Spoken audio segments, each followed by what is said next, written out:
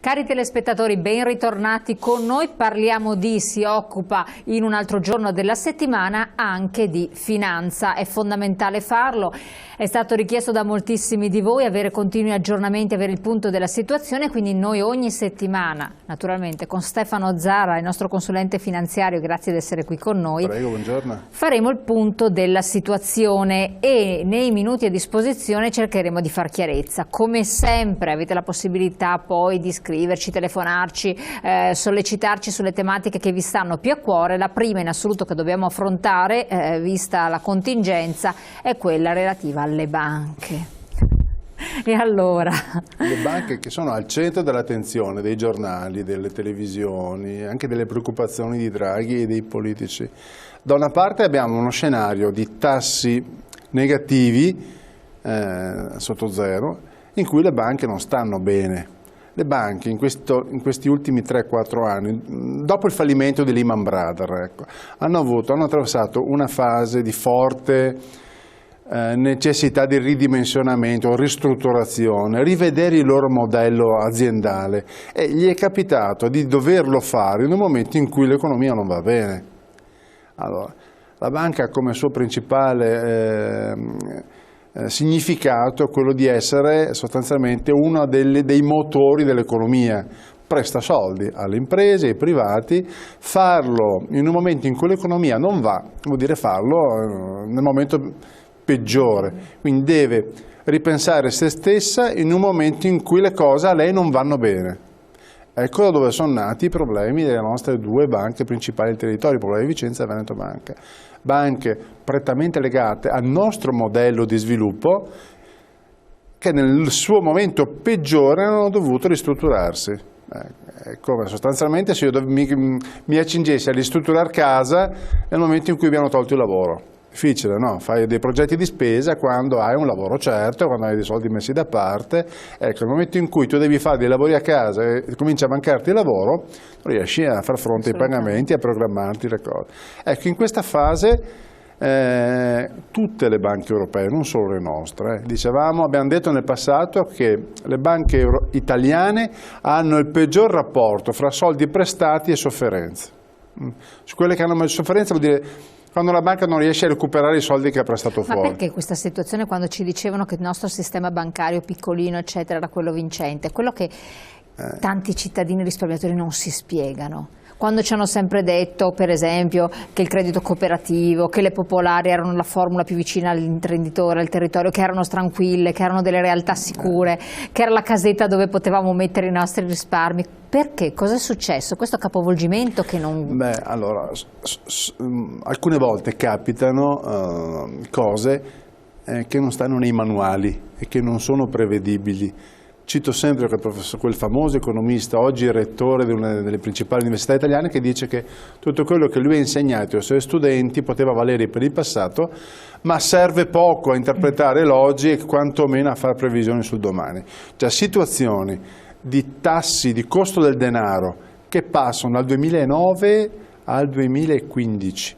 A breve dal 5,5% a sotto zero in maniera così veloce non si erano mai vissute, situazioni del genere non si erano mai vissute, quindi denaro che costa poco, quindi banche che non possono prestare soldi a un tasso nelle quali loro traggono la loro redditività. Se io presto soldi cerco di darlo a un tasso più alto rispetto a quello che costa a me. In questa fase la banca si è trovata a tassi sotto zero e il sistema delle imprese in grossa difficoltà, perché, giusto per non farci mancare nulla, crisi finanziaria che ha scatenato in maniera quasi contemporanea anche la crisi economica, e quindi calo dei consumi, fabbriche che chiudono, posti di lavoro che si perdono, aziende, mercato immobiliare fermo, da 800.000 transazioni del 2008 siamo ancora adesso a circa la metà, quindi il mercato immobiliare che ha dimezzato le sue compravendite, quindi il mercato immobiliare è fermo, calo del valore degli immobili, non così accentuato come in altri paesi vicini spagnoli hanno visto le quotazioni immobiliari cadere in maniera molto più forte, molto più accentuata delle nostre. Tutto sommato il nostro mercato ha tenuto un po' di più rispetto agli altri paesi cugini, ma comunque Il mercato immobiliare che è sempre stato un volano per eccellenza nostro, diciamo che noi siamo mattone dipendenti, abbiamo sempre visto il mattone come paradigma dei nostri investimenti e questo ci porta a un altro piccolo discorso. Noi non siamo abituati a concepire nessun tipo di investimento come qualcosa che mette in discussione i nostri soldi. Bravissimo. Allora, ci chiedono i nostri telespettatori, anche alla luce delle sue passate presenze, che cosa lei consiglia? Vista che questa è la situazione. Allora se avessi... Senza sbilanciarsi, ma nei limiti in cui può farlo. Vorrei invitare le persone a ragionare a sforzarsi a ragionare in maniera diversa.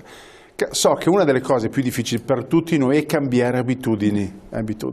Allora, non facciamo subito quel salto, che è troppo, ma quantomeno cerchiamo di capire che le cose non sono più quelle di una volta e quindi cerchiamo di abbandonare un po' il nostro vecchio sistema di fare delle scelte, di ponderare quello che quello che dovremmo fare.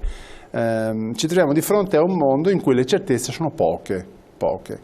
Quindi non ci sono investimenti sicuri al 100%, non esistono. Una volta invece noi consideravamo anche il risparmio bancario, anche il solo fatto di mettere i soldi in banca come qualcosa di certo. Ci sono banche più o meno sicure, questo sicuramente sì, ma la certezza totale, scontata, evangelica, biblica non esiste. Una volta che abbiamo detto questo, cerchiamo di scegliere degli investimenti che abbiano il maggior grado di sicurezza, e quello sì, su quello ci arriviamo. Ecco, alla luce di quello che sta succedendo un po' in generale, lei più volte ci ha parlato dell'Oriente, della Cina, molti si sono un po' spaventati, poi ci sono voci che non si comprendono da parte degli Stati Uniti, si stanno muovendo delle dinamiche che possono essere preoccupanti. Possono essere preoccupanti nella stessa misura in cui sono anche stimolanti. Un giovane imprenditore oggi ha degli orizzonti davanti che una volta erano impensabili.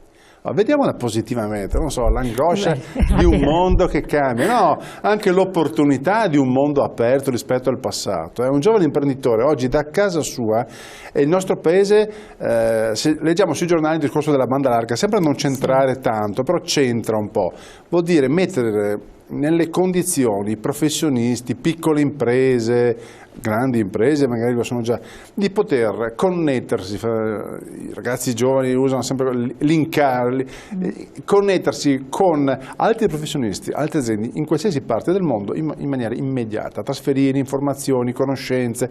Questo vuol dire anche mercato, io posso vendere le mie merci prodotte nel mio piccolo laboratorio di Ponte di Brenta, di Padova, posso venderle in qualsiasi parte del mondo, posso far vedere le foto dei miei manufatti, posso comprare da qualsiasi parte del mondo. Cioè, questa facilità di scambio è un valore che esiste oggi e non esisteva prima. Quindi questo è un valore indubbio. La complessità e la velocità è qualcosa a cui non siamo abituati, ovvio. Se io quindi destabilizza un pochettino. Destabilizza, considerando che siamo un paese che ha un'età media fra le più alte d'Europa, consideriamo che le persone più mature sono le meno portate a recepire con velocità le innovazioni, quindi facciamo più fatica oggi. Ma se tutto cambia, io non posso per continuare a pensare ai miei investimenti, a dove mettere i miei soldi, come nella stessa maniera, pensare nella stessa maniera in cui pensavo 10 anni fa, perché quelle cose che io compravo 10 anni fa non esistono più. Fine.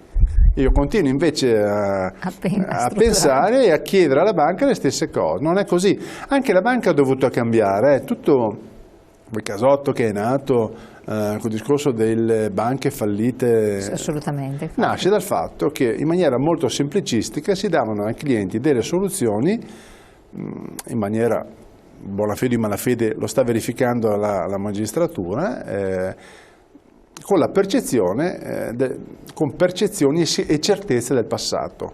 Siccome te le do io e c'è scritto banca, sono certe. Queste cose, la consapevolezza che non sia più così è stata contemporanea, cioè non è che la banca improvvisamente si è svegliata quel giorno e ha capito di non essere più lo Stato o non essere certa come lo Stato. l'ha imparato contemporaneamente sia la banca che il risparmiatore, e per il risparmiatore è stato doloroso in quanto ci ha rimesso soldi. Sì. Allora il cliente oggi deve consapevolmente scendere il suo interlocutore, che sia una banca, che sia un'assicurazione, con la stessa attenzione che riserva quando sceglie una clinica medica, quando sceglie, va laddove sa che ci sono i medici migliori, dove sa che c'è più cura di sé, più attenzione. Scelga con la stessa attenzione. Ecco, però ci hanno anche chiesto, io mi rifaccio a tanti quesiti che ci sono arrivati in questo periodo purtroppo. Il medico, lei ha fatto un esempio corretto, il medico però ha una deontologia che deve seguire, sì, poi per carità, e deve dire la verità, deve tenersi anche tutta una serie di situazioni, quindi in base alle sue competenze e cognizioni curarti al meglio. Certo. Quello che si è verificato invece non è stato questo, cioè c'era la consapevolezza di qualche cosa, cioè si sta mettendo in dubbio la competenza di queste figure all'interno delle strutture bancarie, che poi purtroppo investe in generale, sì, perché diventa una sfiducia che magari lei avrà percepito non direttamente con i suoi clienti, che sì, si fidano di lei come persona, la conoscono bene, però della categoria, che crea ansia, no? È come quando viene puntato il dito sulla magistratura, ci sono degli errori giudiziari, diventa tutta la categoria. Le persone adesso hanno questa sorta di diffidenza e paura. Non c'è niente di più facile di fare di tutto erba un fascio. Questo esatto, capita dappertutto, esatto, capita in qualsiasi settore dell'attività. Il pericolo c'è, anzi è una situazione che si vive palpabile, insomma. È un ritardo di competenze che noi abbiamo come consumatori.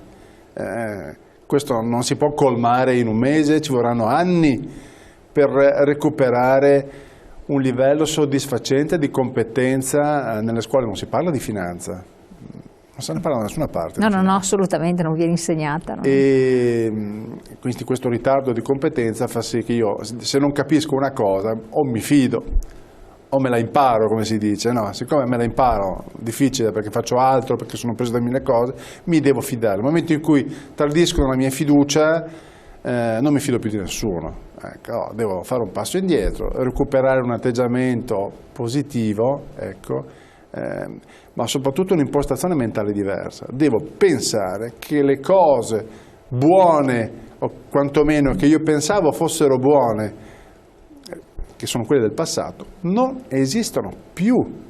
È successo improvvisamente, ma è successo improvvisamente. È un mondo che cambia ed è cambiato in maniera rapida. È successo in molti altri settori, parliamo ha investito la finanza, che forse per ultima, ok, ma è una rivoluzione che ha interessato le telecomunicazioni. Pensiamo che il computer è entrato nelle famiglie recentemente, il cellulare è entrato credo nell'89-90, quindi sì, infatti non è. 16 anni adesso siamo che col telefonino si può fare qualsiasi cosa, anche le scansioni della retina la fanno, utilizzano il cellulare alcuni medici, quindi si può fare di tutto, anche la diagnostica col cellulare, ma è qualcosa che esiste da poco più di 10 anni. Quindi si può comprare un viaggio in aereo, si può comprarsi la vacanza, e tutto, e questo è alla portata. Su questo siamo stati molto veloci, quindi sarà altrettanto veloce in poco tempo recuperare quel minimo di cultura finanziaria che ci faccia comprendere e valutare in maniera più corretta che ci sta davanti, quindi la banca. L'altra banca deve fare lo sforzo più grande, la banca, perché è quella che riceve in casa sua il risparmiatore, deve spiegare le cose in maniera chiara e onesta. Chiara e onesta. C'è una deontologia? Sì. Il problema è che a noi in Italia non mancano le regole, anzi ce n'è a bizzeffe di regole. Bisognerebbe fare delle leggi, dicono alcuni. Bisognerebbe fare delle leggi che chiudono alcune leggi, perché l'eccesso di normative genera confusione. No, ce n'è. Faccio un esempio molto. Adesso c'è l'aumento dei capitali Banca Popolare di Vicenza. C'è un'attenzione di Consob, che è l'organo di vigilanza su questo aumento di capitale. Cioè Banca Popolare di Vicenza deve raccogliere 1,7 miliardi. C'è un consorzio di garanzia, quindi non tutti, una parte sarà probabilmente raccolta attraverso nuovi acquisti di azioni da parte degli azionisti, altri fondi, banche, una enorme attenzione da parte della Consob, che è l'organo di vigilanza, che stavolta non vuole essere preso in castagna e dice attenzione che stavolta il giochetto di vendere le azioni a fronte di concessione di prestiti non deve essere in nessun modo, però è sempre un po' la stalla che si chiude dopo che quello si fa. Sicuramente ci sarà un'attenzione, ma per il fatto che sarebbe insomma, ovviamente politicamente è un suicidio per l'azienda fare operazioni di quel tipo, insomma. Perfetto, allora questo capitolo siamo giunti al termine, abbiamo fatto un quadro generale, torneremo su questi temi anche naturalmente sollecitati dai nostri telespettatori. Ricordiamo sempre che Stefano Zara è disponibile a rispondere a tutte quante le domande. C'è anche una mail a cui possono scrivere? Sì, info.zarastefano@gmail.com. info.zarastefano@gmail.com. E se no scrivete da noi, poi noi gli giriamo le domande, le richieste. Grazie ancora Stefano Zara, grazie a voi di averci seguito. Alla prossima settimana.